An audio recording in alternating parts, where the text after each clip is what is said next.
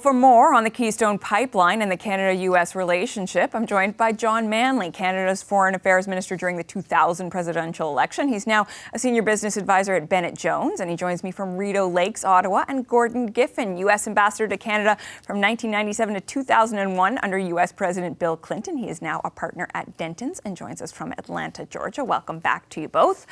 Mr. Manley, I'm going to start with you. Do you think that there is anything that the Prime Minister can say about Keystone XL at this point to change Joe Biden's mind? To change his mind, maybe. To change the determination that the permit is canceled, no. And I think that the Prime Minister will do what he's really obliged to do as Prime Minister of Canada, make the case, make sure the President understands both the merits of the Canadian case and the political cost that he has inflicted on the Prime Minister himself and others in Canada as a result of this, and hope that he can exchange it for some goodwill on perhaps some other files. The obvious question is, are there particular files that spring to top of mind, Mr. Manley? Well, I think, first of all, top of my list, if I were in his shoes, I'd say, look, Joe, I really need your help to get those two Canadians out of China. Mm-hmm. And we need to talk about that extradition and what you can do to make sure that we return them safely home. I think in the broader range of issues, there are a lot of things that we need to ensure that we achieve with the Biden administration. We'll be looking for exemptions from some of their Buy America provisions.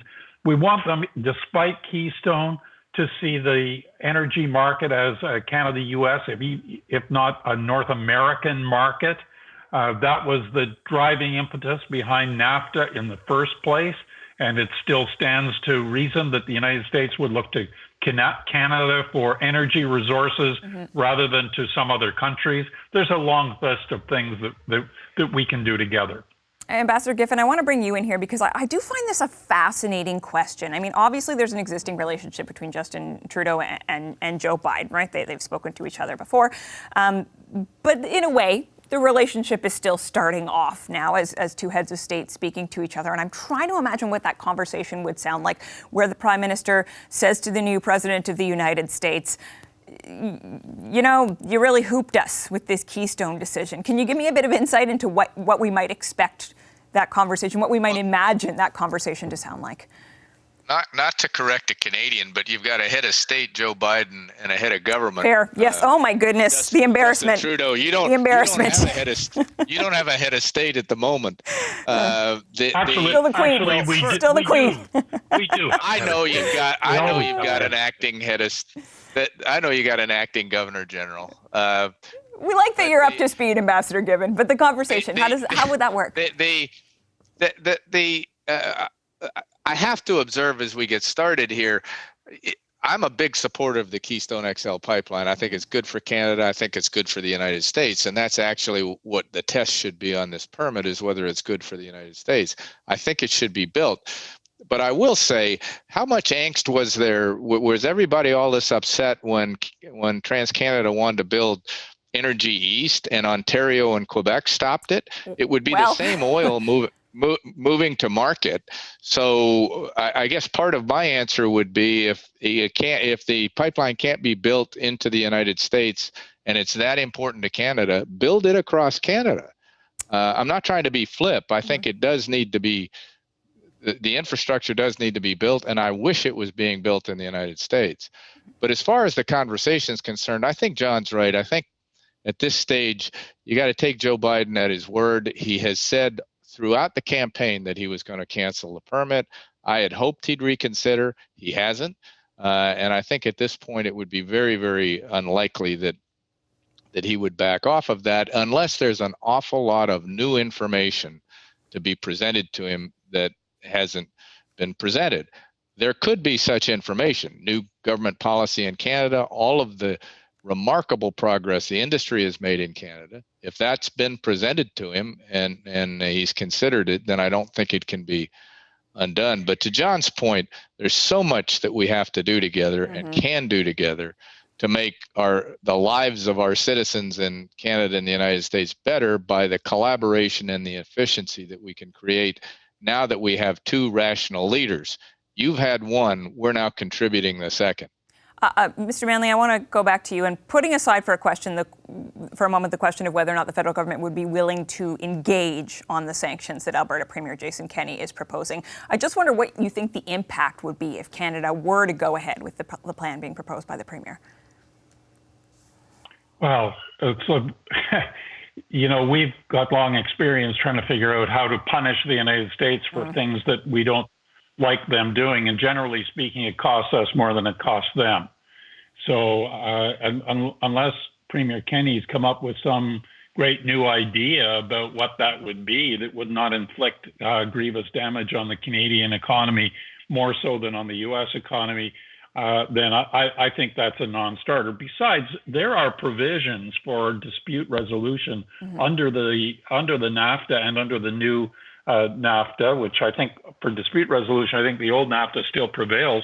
And taking actions as I understand it, has proposed without having gone through dispute resolution would be against the agreement.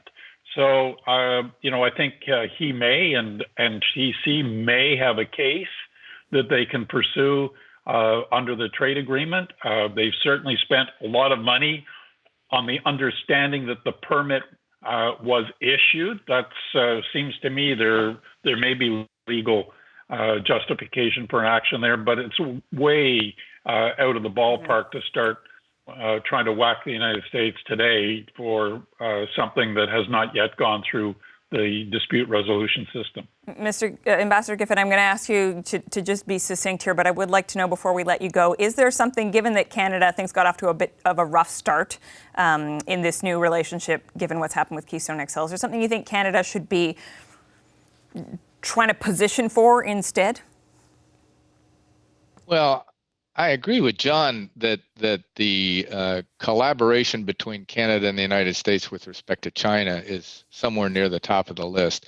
And it certainly includes the United States trying to be of assistance in returning your two Michaels to Canada. But it's bigger than that. It's how we in North America intend to deal with that burgeoning economic and geopolitical giant to our, I guess I can't tell whether it's to our west or our east, but it's across the Pacific, and it's a broader conversation than simply trying to help recover the two Michaels. But certainly that's a priority. But it's a big challenge for both of us, and I think that's got to be near the top of the list. And then collaborating around the world on the principles and issues that we both share, the way we used to work together prior to the last 4 years. We've got to reinstitute that. And again, I wish the decision had been different on Keystone XL, but we just can't let that consistently get in the way of working together on the other big issues. And I'm still waiting to hear what the sanctions are on Ontario and Quebec for Energy East. All right, well, unfortunately, we are out of time for today, so we'll have to wait till the next edition. Listen, gentlemen, thank you both for your insights today. Appreciate it. Pleasure. Thank you. Hi, I'm Vashi Capellos, host of Power in Politics. See more of our show by subscribing to the CBC News channel or click the link for another video.